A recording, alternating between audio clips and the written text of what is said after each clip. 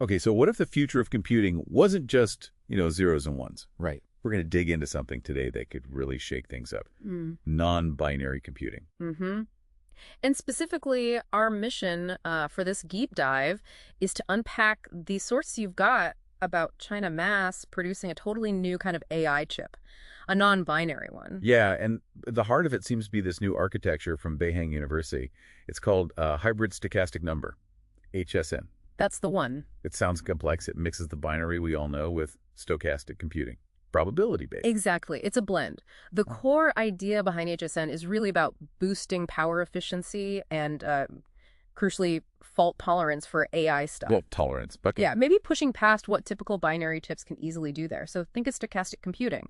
It's like instead of fixed code, a number is a stream of bits. A stream? Yeah, and the probability of getting a 1 in that stream represents the actual value. Huh. It can actually make the hardware logic for some complex math, like an AI, simpler. And it's naturally pretty robust. Robust how? Well, if a few bits flip by accident, the overall probability doesn't change drastically. So the value is kind of stable against noise or errors. I see. Simpler math, tougher against errors. But doesn't stochastic usually have downsides? Like, isn't it slower sometimes? Latency? And doesn't it take effort to generate those probability streams? Absolutely right. And that's likely where the hybrid part of HSN comes in. You get the drawbacks, too. Oh, okay. The sources hint it's trying to balance things, maybe use binary for control for precise calculations where it shines, And then stochastic for the AI number crunching?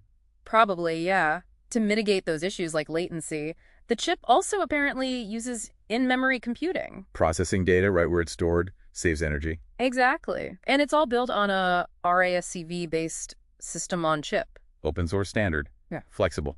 Gives them design freedom. Okay, now this is where it gets really interesting, strategically. The reports say this chip is being mass-produced using, pretty mature manufacturing processes, right? From SMIC. Yeah, that's a key point. We're talking 110 nanometer, 28 nanometer nodes. Which aren't cutting edge anymore, so why? Why use older tech for a novel chip? It seems very deliberate. It's a way to work around U.S. export controls.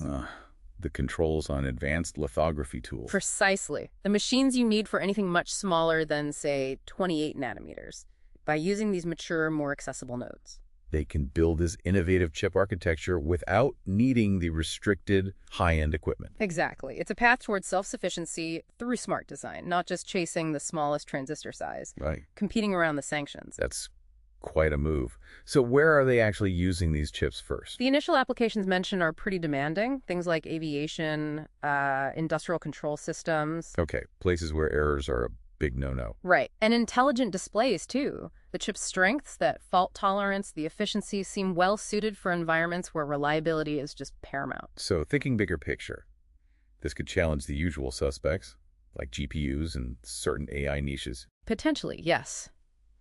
Especially where that robustness or specific efficiency is key.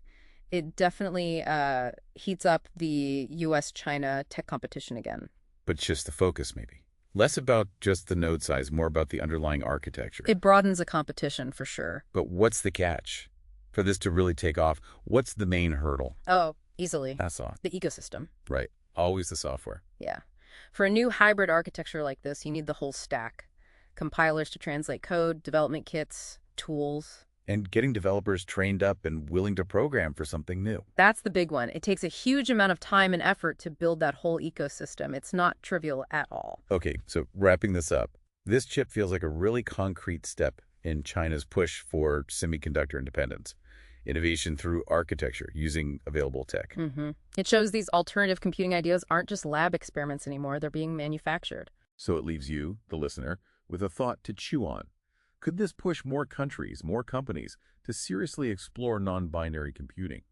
Could we be heading towards a future with a much more diverse toolkit for AI hardware than we have today?